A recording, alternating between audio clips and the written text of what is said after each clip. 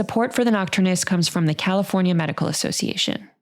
At the Nocturnists, we are careful to ensure that all stories comply with healthcare privacy laws. Details may have been changed to ensure patient confidentiality.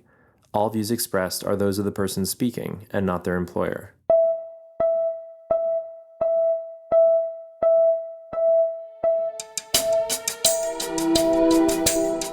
You're listening to the Nocturnist Conversations. I'm Emily Silverman. When was the last time you thought about how you move your body? How do you sit? How do you stand? How do you walk? How do you interact with others? And what kind of information is transmitted in those movements? Today's guest is here to talk all about this. Her name is Nina Shevzov-Zebrun, and she's a Massachusetts native who grew up training pre-professionally for a career in ballet. She earned her bachelor's in chemistry at Harvard, where she also served as the director of the Harvard Ballet Company, and carried her passion for movement into medical school at the NYU Grossman School of Medicine. At NYU, she spearheaded multiple projects, including the 10 Tensions Project, which lives at the intersection of medicine, dance, and other humanistic disciplines. Currently, she's a resident in pediatrics at Stanford. I was blown away by Nina, by her intelligence, her creativity, and the skill with which she executed the 10 Tensions Project, which was a super interdisciplinary project where she basically identified these 10 tensions that exist in medicine and used dance and photography to create an image and a description for each one. I have no doubt she's a rising star in the medical humanities world, and I can't wait to see how she impacts the field, particularly how she raises awareness of how physicians are embodied or aren't embodied, and how bringing attention to our bodies and to our movements can impact our well-being and impact our relationships with our patients.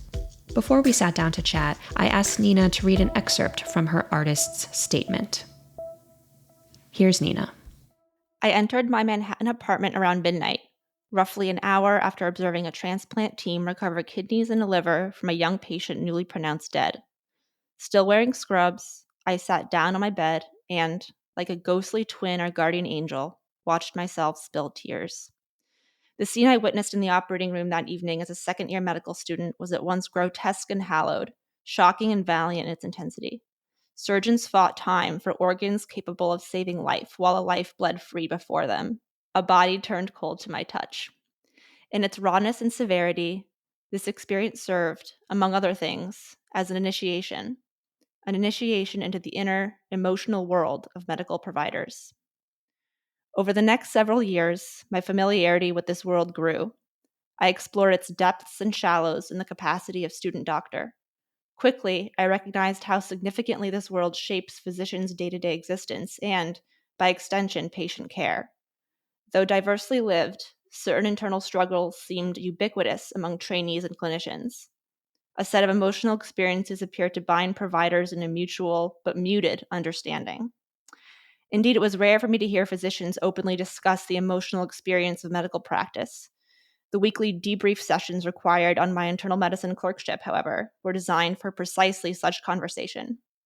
I was grateful to hear choruses of "same here" and "me too" following peers' anecdotes and reflections. The stories my classmates told unveiled a range of emotional conflicts and frustrations encountered in the clinical setting, from unrelenting pressures of limited time to feelings of helplessness in the face of bureaucratic legal obstacles. Their experiences were consistently recognizable and relatable. I felt heard, safe, and unlonely. But I wondered, were we alone in this unloneliness? Did other trainees and clinicians have sufficient opportunities to unpack whatever internal tensions rattled their day, week, year? Could they name those tensions aloud, tease them apart with trusted others? How might such tensions, especially if unacknowledged or pent, negatively affect physicians' mental health? Thank you so much for that reading, Nina, and for being here today. Absolutely. Thank you so much. So, Nina, you grew up training for a career in ballet. Tell us about your life as a ballerina. So I initially got into dance because my mother was working as a professor and she put me in dance class so that I had something to do in the afternoons. And I just fell in love with it and continued doing it as intensively as possible throughout my entire childhood and teenage years. I joke that I didn't really have a lot of friends in high school because I was always dancing, but it's really true. I spent every day after school in the studio, went to summer programs in New York at American Ballet Theater and Juilliard, and was just wholeheartedly devoted to this art form. And in the end, obviously, I am not a professional ballerina, but I'm really happy that dance is factored into my life still in some way. How so? When I was in late high school, I really had to think about sort of my career choices at that time.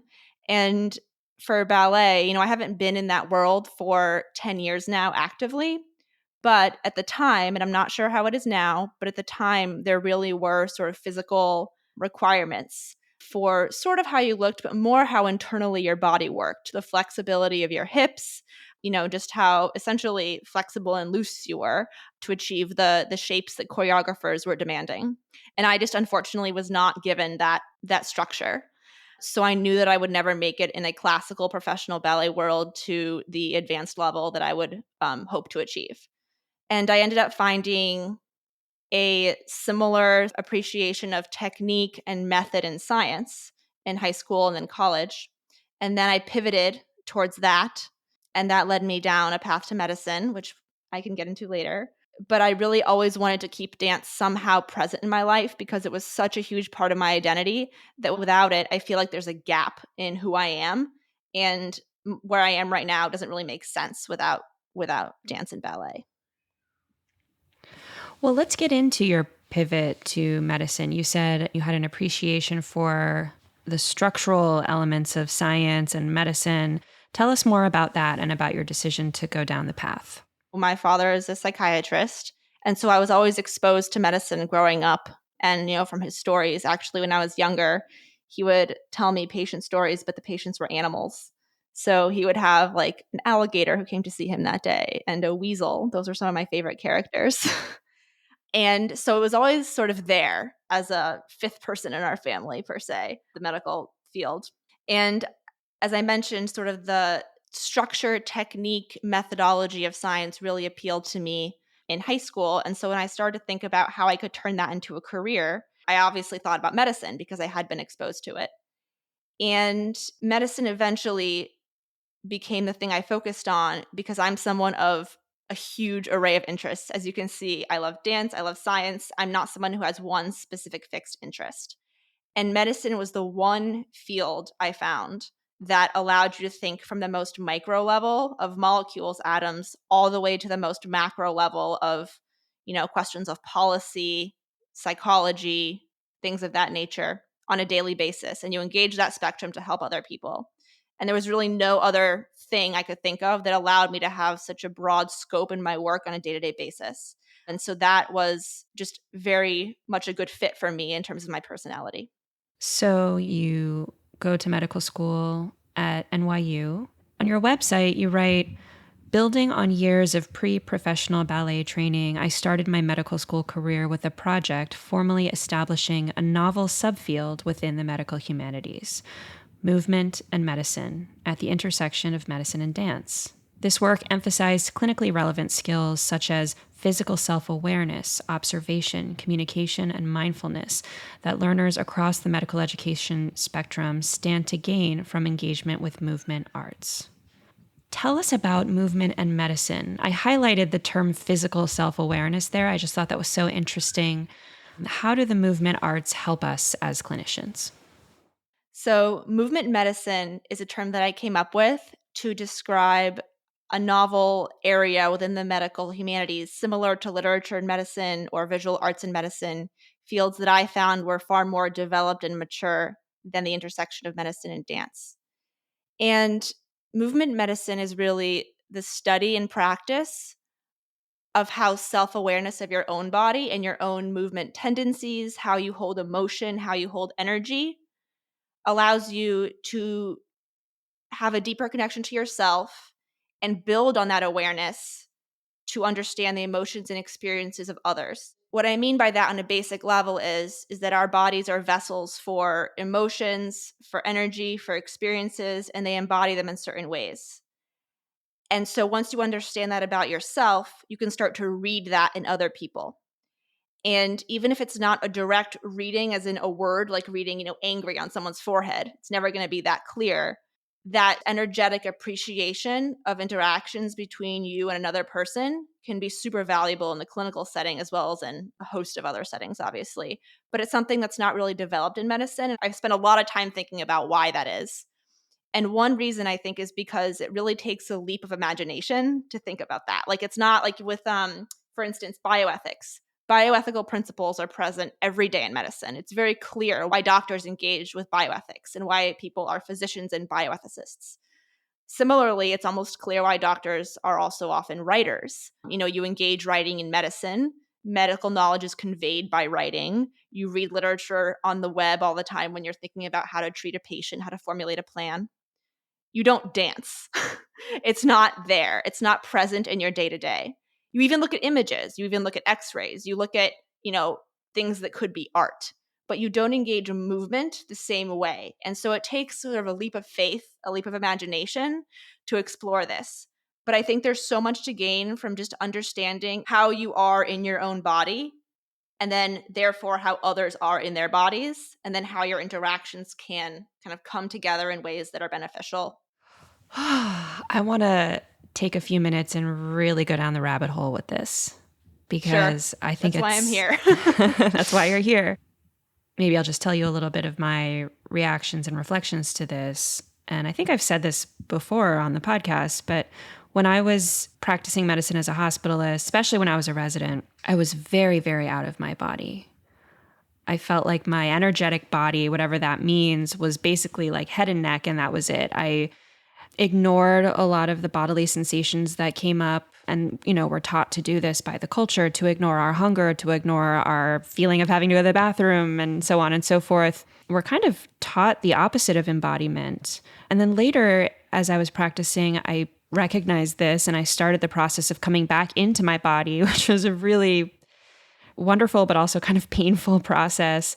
And started to notice things just as you're saying, like, how am I in my body? How am I using my body language to interact with patients? How am I picking up on other people's emotions through their body language or expressing myself through mine? And so you say dance and you laugh, and it is dance, but it's more than dance. I don't know. Can you give us an example of a scenario or a story or maybe something from your experience about how movement and embodiment can impact experiences at the bedside or even just impact experiences that clinicians have in their own lives? So one story I can share, and this one really sticks out in my mind. Like, I think about it all the time because it was one of those times where, as a medical student, I caught something that other people hadn't caught. And I really think it had to do with physical awareness and reading the room in a different way than people might without a background in movement arts. And so there was a patient situation where I was on the neurology service, and it was a patient who just had a very complex history. No one could really figure out what was happening. He kept representing to care. He and his wife were in the room, and he was someone who she was describing at home very different from the way we saw him. He was, not really verbal, not really communicating with us, barely tracking movement. But she was saying how at home, just the other day he was reading the newspaper, having coffee. And that clinical picture just did not match up for us. And this kind of kept happening. I was in the room and I was looking at everyone and how everyone interacted, how the wife was speaking to us, how she was looking at her husband. And I left the room and I turned to the attending and I asked, do we think there's any potential, Munchausen's by proxy or whatever the other name for that is right now? I can never forget. I never remember what the new name is. But is there a situation like that we've thought of? And she steps back and she goes, wait, how did you know? His surgeon actually just messaged me this morning that this was on his mind. And this is someone who had known him for 20 years as a provider. And she was like, how did you know that? And for me, it wasn't, I can't point to one thing, but it was the physical presence of everyone in the room, how they interacted, whose back was to where, little subtleties like that. Yes, it was voice, and yes, it was content of what she said, but it was also more than that. And I think it comes down to that just energetic physical awareness that you have when you're a dancer or someone who's, trained in some sort of sport or something that's really in your body, because you learn how to be aware of everything from your fingertip all the way down to the tip of your toe, and everything can have a meaning. The speed at which you move, the quality with which you move, the energy of a movement, all that means something, and you can manipulate it. And people do that subconsciously. And so when you can start looking at that and understanding it, and even using it in your clinical practice, things might come up that you don't expect.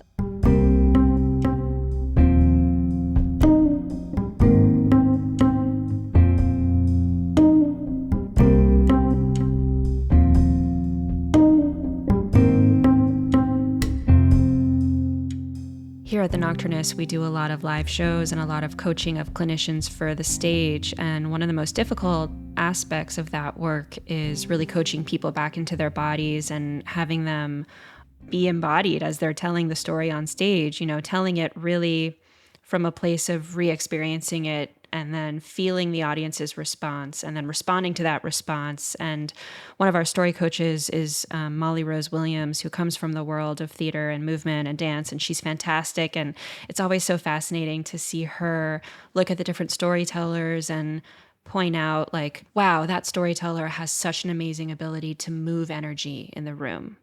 And I kind of have to pause and think, well, what does that really mean? And what is she talking about? And it's this whole different language. And it makes me wonder about what is it like to move through the world as a dancer. As physicians, sometimes, we'll be standing in the line at Starbucks and, we'll look at someone and say, oh, they look like they might have a little bit of thyroid eye disease. Or we look at someone else and we say, oh, they have a tremor. They look like they might have Parkinson's. And it can be hard to kind of move through the world and take off that physician lens because you're picking up on all of these different things that other people maybe aren't paying attention to. But as a dancer, what is it like to be in the line at Starbucks? What are you seeing? Is it like, oh, he pours his coffee really aggressively and he's more likely to spill, and she pours it more gracefully? Or what is the Sherlock Holmes dance filter of stuff that you're seeing and picking up on in the world? Something that came up actually during the creation of a later project in medical school that really speaks to this is the idea of the traces or byproducts of someone's movement. So after someone's moved, almost like the dust particles that are left in their wake and what that movement meant. And I think that that's really what, for me, I notice. Yes, it's the movement, but it's in the seconds after someone's movement. What is the impact of that on the space around them? The ripple effects. One way that I specifically feel this in the clinical setting, and right now I'm working with the pediatric patient population, and I'm always thinking about my eye level versus theirs. And I was in a room with a young patient the other day, and he was very, very short. And I towered over him when I was sitting down on my stool and he was in his chair. And I lowered the stool height and rolled over to him at the exact same time. And I felt this swoop of energy as I got closer to him. And I could feel how that movement actually changed the dynamic in the room. And he ended up opening up some very, very personal things to me.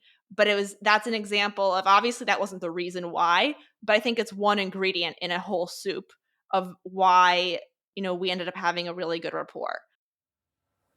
If all physicians were more embodied, what would healthcare look like? What would patient interactions look like? What would the hospital look like? How would that affect us in our practice? It would probably slow us down because not being in your body, as you were saying, allows you to ignore a lot of things that your body's telling you. This past spring, I trained and ran a marathon during my 4th year of medical school, and I had never done an endurance sport before. I learned so much about pushing yourself at the same time as listening to your body. I think because of my training, in medical school and before that to go to medical school, and then also the rigor of ballet training, I'm someone who can push and push and push and, ignore the physical signs of injury or anything else that's happening. I was very tempted to do that in my marathon training. There was times when my body literally told me no. Like my hip flexor flared up with a tendonitis and I could not do the sprints I had planned for that day on my Excel sheet. It was just not happening. And that slowed me down. And that made me shave time off of, my final goal. But in the end, it was the safer, better thing for my body. In the healthcare setting, it's hard because often turning off signals about your own embodiment means that you can attend to more things for other people. It's this double-edged sword. We talk about the doorknob questions when you're about to leave the room as a provider, and there's one more question that comes up. And that opens a whole rabbit hole that you have to then go down. And obviously it's something that the patient was probably hesitant to bring up for a reason. This is one area where I think that a little more embodiment, being a little more in tune, in addition to obviously saying, anything else, and the things that we're trained to do, but a little more embodiment might actually allow you to see when something's happening for someone that you're not addressing with your words. I love the anecdote of the marathon because when I was growing up, I was just so unathletic that I just kind of put sports over here in a box, and it became a thing that I was just never going to do, never going to touch. Didn't do sports, didn't really watch sports, didn't really understand like sports fans and fantasy football. The whole thing was foreign to me. But as part of my journey of coming back into my body after my medical training, I started to really gain a respect and an appreciation for athletes and the work that they do. I remember I was watching the Olympics recently, and it was a girls' volleyball team. And in addition to every individual player having knowledge of where their body was in space and what was happening around them, there was almost like a hive mind element where you could see those stretches of minutes where the whole team was in flow. And it was almost like a psychic ability where she knew where this player was going to be. And so she decided to move the ball over there. And they're just hitting this rhythm. And it's like, I was going to use the word ballet or symphony, no pun intended in your case. But I'm wondering if there could be an element of that occurs in medical settings as well. Like when you have teams working together, maybe in the operating room, it's very physical, it's very tactile. If you've ever thought about movement in medicine and how that could show up in some more of like those physical aspects of medicine. I've thought about this during codes. I've thought about this during traumas that come in when I was on my trauma rotation. That sense of organized chaos that people talk about. It is a dance in many ways with so many different people, and there is a choreography in terms of the order that things are done in. And if you're not trained in that order, you don't understand what's happening. You think it looks random, but it's not. And if a team is functioning well, there is that hive mind, that, connection between everybody. Obviously, I've thought about, and this is very well developed, but dance therapy for patients and movement as medicine in that sense. And that's not really, what I have been focusing on, but the physical movement of the actual providers as care is another dimension. I haven't quite thought about that a lot. So thank you. New area for exploration.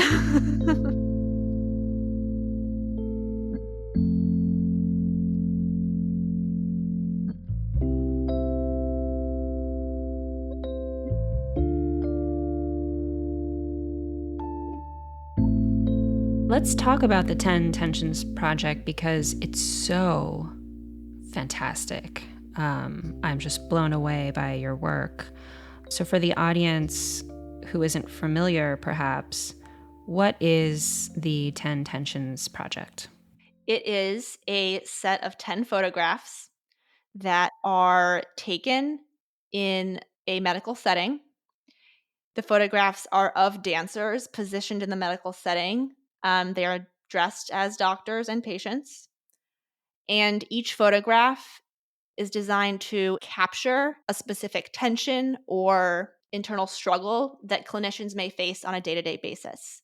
So an example of this, probably the one that everyone would say automatically, oh yes, this one is time. So time constraints. Everyone feels that when they're, faced with their patient list for the day. But how do you take an emotion?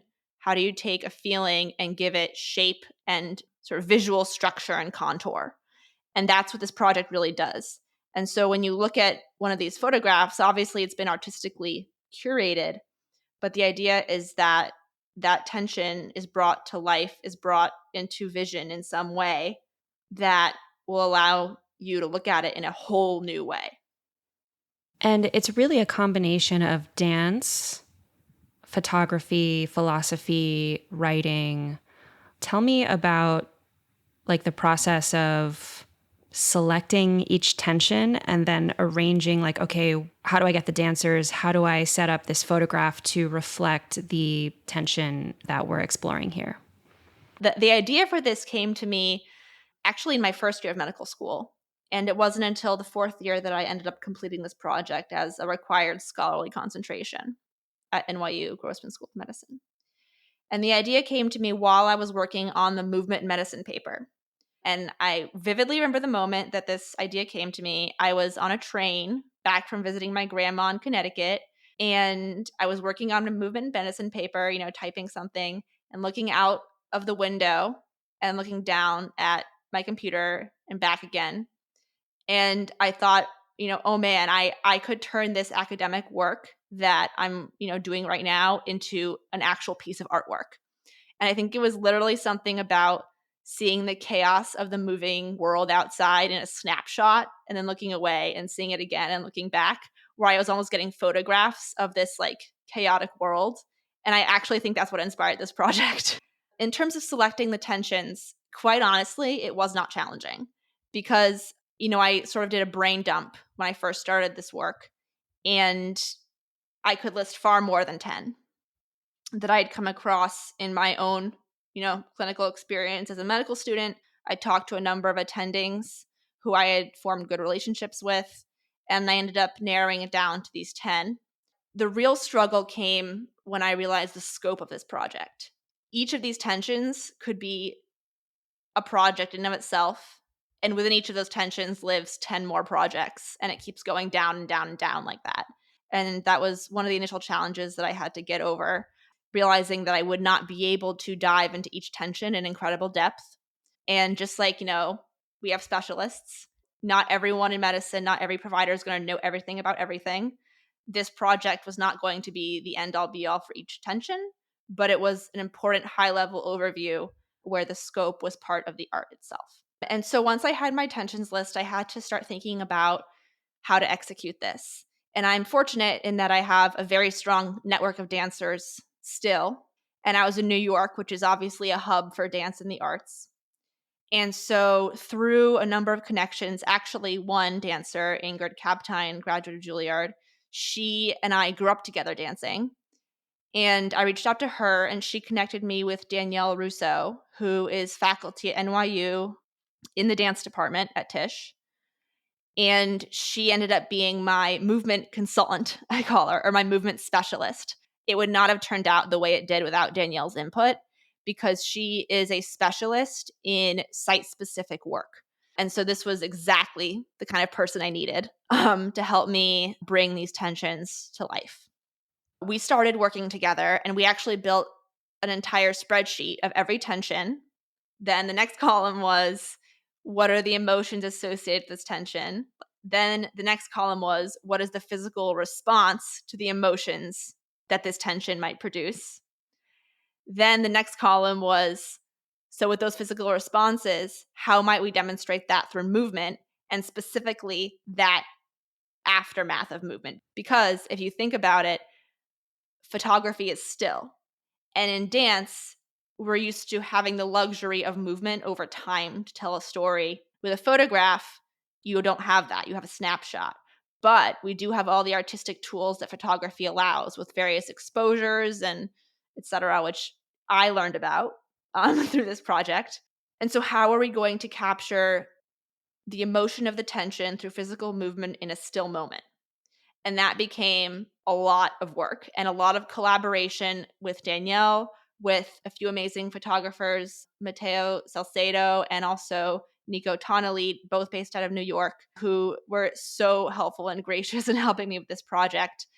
And also, I have to mention three other dancers, the three main dancers who were showcased in this work: Ingrid Kaptein, Antoine Byers, and Roya Carreras. And together in the studio, and then actually on the medical site, which we can talk about, we ended up just experimenting and doing, physical body research through movement to see how we could capture these tensions. And that for me was so fun. I have to say, I became a little bit teary at one point in the dance studio. We had rented some studio space in New York, And the coming together of these worlds was so real for me. It was exceptionally moving. I had never imagined that I could do something that was this interdisciplinary and yet relevant. And so it was an incredible experience. I'm getting emotional at the idea of you getting emotional about this amazing interdisciplinary collaboration, because I also love, love, love cross-pollination and interdisciplinary things. And I think we need so much more of that in medicine. And what a dream to be able to collaborate with photographers and dancers and this person at Tisch, and to be thinking about medical questions, and just such an amazing project. The word tensions, for those who aren't familiar with the project, may need some unpacking. So what do you mean when you say tensions? So you picked 10 of them. Each one has a photograph associated with it. What is a tension? I think the reason I picked the word tension is because it does have some resonance with movement. In dance, we create tension in our bodies to produce certain energetic results, which then convey a certain shape. A common example I would give would be like if you want to achieve balance on one foot, a way you can do that is by creating internal tension by imagining a string is being pulled up to the top of your head and then also through the bottom of your foot down. And so you're creating opposition in your body and you can feel the energetic stabilization of that. And so I used to use that all the time in standing on 1 foot contests in elementary school because I had already learned that trick. But it's true where you can create energetic tension that has physical results.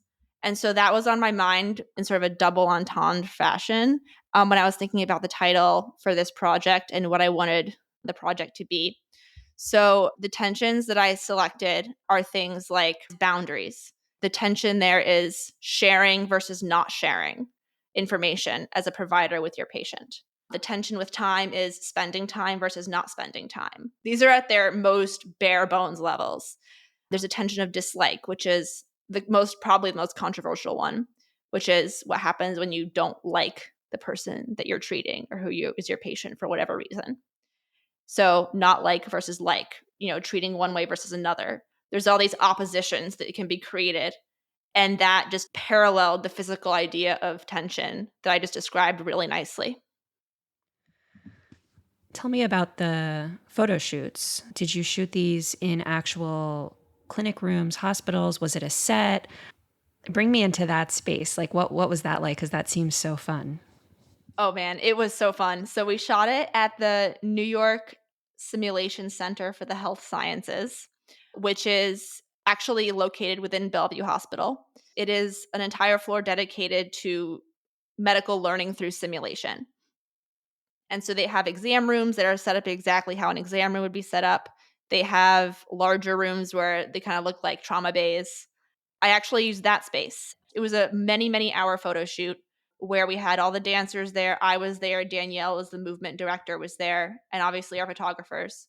Setting up that photography equipment in those exam rooms and in those trauma bay like areas, it just looked so interesting. Transforming a space that I work in every single day into something that's like a stage. That is a whole podcast episode in and of itself in terms of what that means. But it got me thinking a lot. I mean, the dancers are doing all sorts of crazy things all over these rooms. And there are people walking by in the hallway and they were looking in and seeing, someone like doing a somersault over a code cart. And I was like, what are they going to think? I'm just looking at the photos now, and of course it's difficult to convey through the medium of audio just the impact and the beauty of these images. But I'm looking at uncertainty, limits of knowing, and I'm looking at a exam room with very dark, moody lighting, lots of blues, and there's a patient sitting on a gurney, and then there's another figure that I think is a clinician. And it looks like there's been some play with exposure here. It almost looks like the clinician used to be standing but has collapsed onto the floor and their white coat is covering their head. I would love for you to walk us through, like, how did you decide on this? How did you get from uncertainty to this image, this movement, this emotion, like the kind of spreadsheet to photograph process? This photograph, if you look at it, exactly, it's a clinician on the ground with her white coat kind of falling over her head. Her right hand has a lot of again, pun, tension in it. And her left hand is in a fist. And then she's kind of in a ball on the floor. And above her is exactly where she was standing, having just collapsed to the floor. Again, that movement trail, seeing what the spatial energetic impact of her movement would have been if we could see it. The way we got to this was thinking about the different kinds of uncertainty that exist in the medical settings. And this was part of my initial research, was thinking about kind of the academic side of each of these tensions. Obviously, there's uncertainty of not knowing, a fact or a dosage or something like that. There's the uncertainty of not knowing if a treatment will work for whatever reason. But there's another kind of uncertainty that links actually quite directly with a lot of what I talk about in my movement and medicine paper. And it's this differentiation between uncertainty about knowing how and knowing that. So knowing that is like, I know that cells have a nucleus or whatever. And then knowing how has to do with the knowledge you have from firsthand experience. So another word for that, or another term for that, is acquaintance knowledge, more philosophically. And it's the knowledge that you can't get as a bystander, you can't learn from observation, from reading, anything like that. If you don't have knowledge in that way about something, you are uncertain with how to deal with it. Something that I came across in creating this tension is this concept of hermeneutical insufficiency, which when I first learned that, I was like, what does that mean? But what it means is lacking the mental models or frameworks to understand someone else's reality. That's really what it comes down to. When you think about the clinical setting, patients come in with their own realities, their own worldviews, just as we all do, because we're all patients, cultural, age-related, whatever. And if you don't have that firsthand experience of someone, which you by definition do not, you automatically have some level of hermeneutical insufficiency in your relationship with them because you lack the framework to appreciate their worldview and their mindset. That can come in different degrees, and oftentimes it's not a huge degree, so that's when we feel like we're on the same level as someone else. But there are times, and I'm going on a tangent here, but I think it's an important tangent, so I'm going to keep going. There are times when we're faced with questions that we really do not know how to answer because our degree of that insufficiency is so big. I once had a patient ask me, or actually it was a patient's mother, ask me if it was a psychiatric case, part of their presentation could be possession related. So spiritual, dark energy possession. And I remember sitting there in the hallway of the hospital thinking, I do not know how to answer this question. I just do not know. Because if I say no, first of all, even though I'm a very, scientific person, I was thinking if I say no, I really can't say no because I don't know, maybe no, but also no, I don't know what to, I can't say no. I literally can't say no to that. But if I say maybe, we don't know, then to that person, that would mean yes. I did not have the mental model or the framework to answer that question. And I ended up, I forget, I fumbled through some sort of response being like, well, our medical opinion is. But that really stuck with me when I was crafting this tension because I had a huge knowing how gap in that moment. And so the emotions associated with that are things like feeling stuck, feeling useless. And I want to get to that word in a second because there's a very small detail in this photo that's important for that. And feeling like what's inside of you, like you have your worldview, you have your frameworks, but they're not sufficient to connect with someone else. And so in this photo, there's a few things going on. One is this ghostly figure that's rising out of the doctor. That's the trace of her movement. You can view that as what she's certain about. All of her personal acquaintance knowledge, all of her firsthand experience in the world. So it's reflective of, what's inside of her, like her soul, for lack of a better word, her brain, her mind, all of that.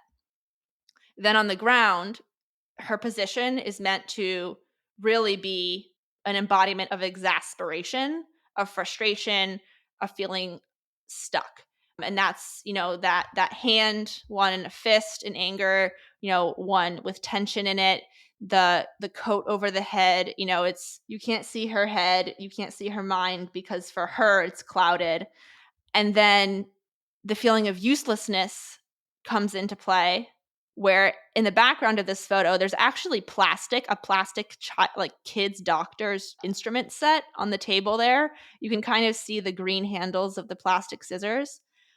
And that's the sense of the tools you have been given as a doctor are useless. They're just plastic tools because you are not equipped to help this person that has their own mental framework.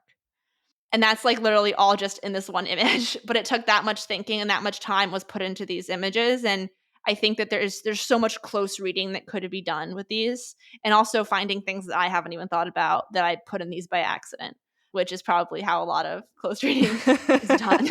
But Well, I think this project is incredible. I spent some time with the images earlier today, and I encourage our listeners to take a look. They're really powerful, and each one has just a brief, maybe 3-paragraph summary underneath, which summarizes the tension. It's not a whole lot of stuff to get through. You can kind of, go through it and get a flavor for each one. It's an amazing project.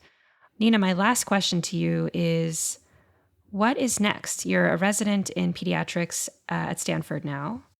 Do you have any new projects coming down the pipeline, or are you busy being a resident, as I imagine you are? Or I'm just envisioning this big, great future for you as like the Rita Sharon of movement and medicine. Do you have any dreams for where to take this career?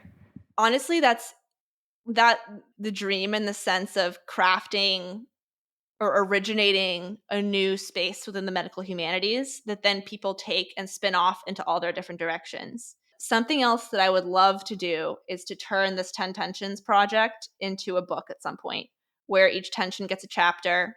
Once I get more experience as a clinician myself, but keep this framework, maybe leverage the photographs, and then use each one with patient stories and then my own thoughts and reflections. I think it could be a really nice literary project there.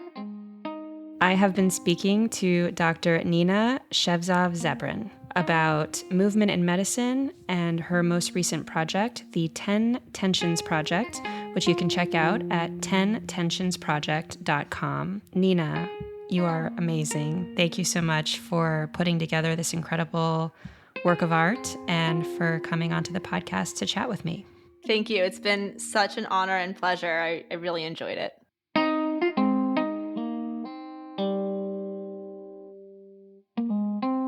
Thanks for listening. And keep an eye out. Later this September, we're really excited to be releasing our brand new 10-part audio documentary series on the topic of shame in medicine. This episode of the Nocturnist Conversations was produced, edited, and mixed by Sam Osborne.